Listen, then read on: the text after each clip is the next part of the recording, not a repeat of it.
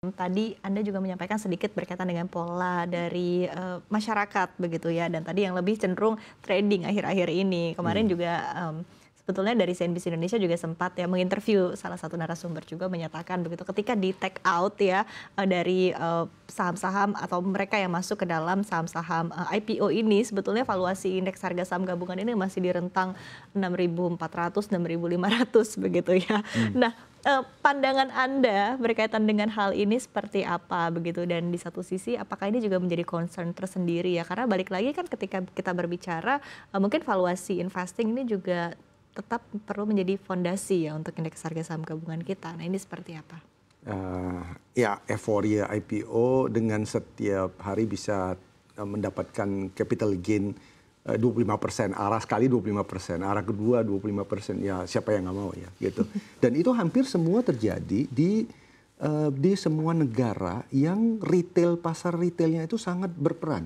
China, kalau IPO juga hebohnya minta ampun kan, gitu loh. People talking about it on the street gitu kan, karena memang ya itu retail ya, gitu. Nah, cuman yang kita sekarang harus persiapkan, kemana institusi dalam negeri kita nih sekarang gitu loh. Karena kalau saya lihat dari data yang saya peroleh itu memang kontribusi daripada institusi dalam negeri udah makin lama makin mengecil. Itu kenapa menurut Anda? Apakah memang ada spesifik sentimen atau hal-hal tertentu yang akhirnya membuat institusi ini mungkin lebih berpikir begitu saat ini?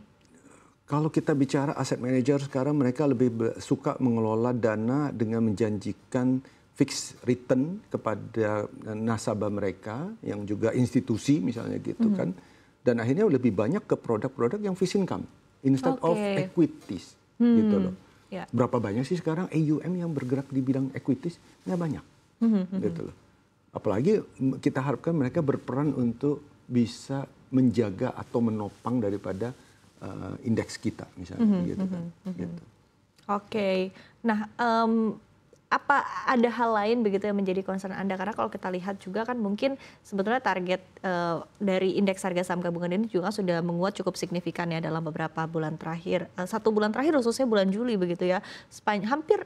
Hanya sekitar mungkin 5 kali saja pelemahan begitu ya hingga tanggal saat ini begitu. Dan artinya apakah optimisme dari market kita ini sudah mulai menunjukkan pemulihan yang cukup sustain hingga akhir tahun, ataukah ini memang hanya momentum sesaat saja begitu menurut Anda? Kalau saya lihat momentum yang bahwa efek tarif itu ternyata tidak seperti yang kita takutkan begitu kan, katanya begitu kan. Di Amerika sendiri malah begitu di-announce mengenai pengenaan tarif lagi, malah marketnya naik. Sehingga merecover seluruh kerugian yang mereka punya terjadi pada saat pertama kali tarif itu diumumkan ya. Gitu. Ternyata mereka setelah menghitung memang impactnya kecil kan. Gitu. Nah, sama di Indonesia juga mungkin melihatnya ya dalam negeri ya APBN memang ya penerimaan negara mengalami penurunan, tapi masih di dalam koridor aman begitu kan. Dan melihatnya dengan adanya yang di luar seperti itu ya otomatis euforia itu juga ikut terkerek juga. Competitiveness kita, market keuangan domestik kita compare ke negara-negara peers seperti apa? Kita peers terdekat sih sebenarnya yang mirip dengan kita adalah Thailand. Ya kan, Thailand. Tapi nah kalau kita lihat di Thailand, saya baru dapat data juga. Partisipasi retail mereka cuma 30%. Jadi institusinya memang cukup berperan juga gitu loh. Dari trading ya, dari trading.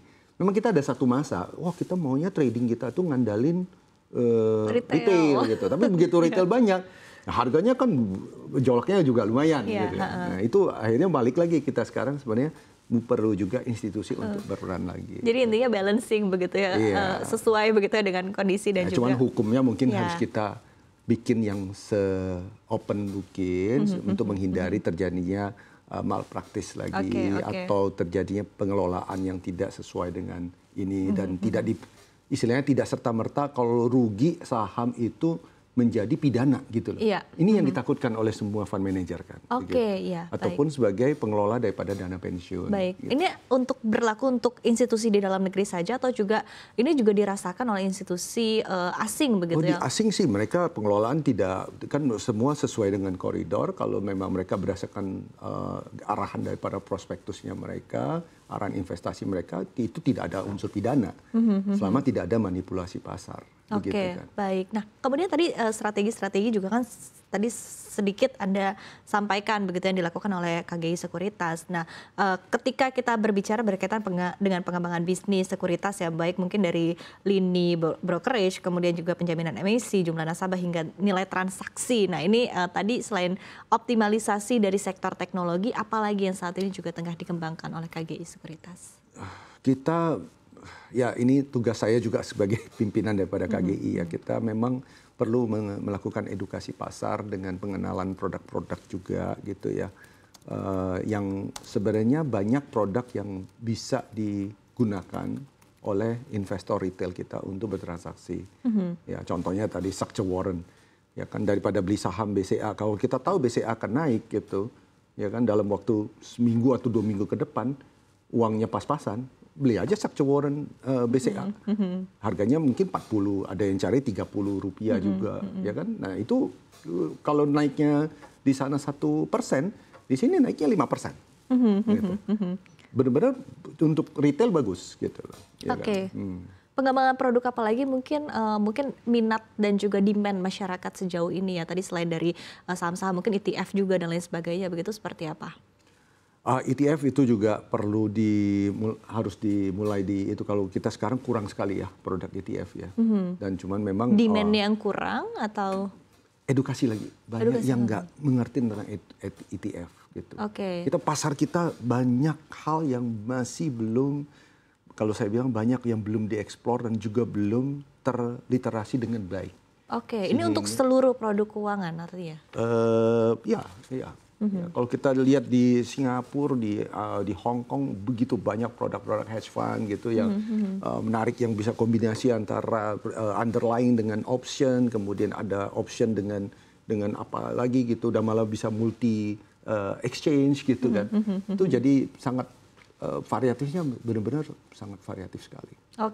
Menurut Anda apa berarti yang harus tadi ya selain edukasi juga begitu, mungkin koordinasi juga antara stakeholders untuk bisa lebih terus bersama-sama menggaungkan produk keuangan ini seperti apa menurut Anda? Apakah memang masih kurang dan masih perlu di-boost lagi ke depannya?